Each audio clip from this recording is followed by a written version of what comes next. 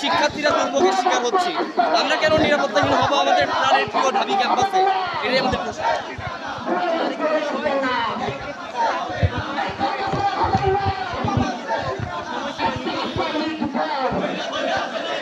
এই ব্যাপারটি আসলে আমরা সবসময় দেখতে পাচ্ছি যে কোনো ঘটনা ঘটার পরে সেই ধরনের প্রয়োজনীয় ব্যবস্থা নেওয়া যাচ্ছে, কেন ঘটনাটা ঘটার আগে নেওয়া হচ্ছে না?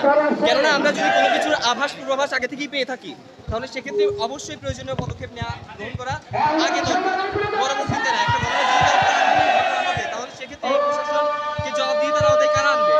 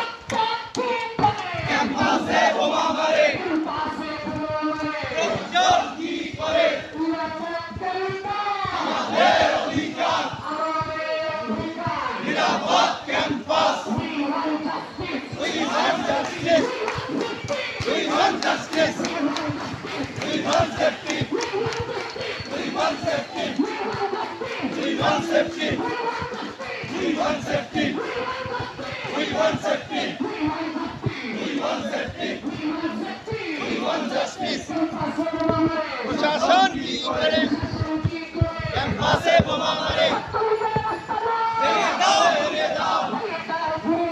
ছাত্রলীগের আস্তানা ভেঙে দাও, উড়িয়ে দাও।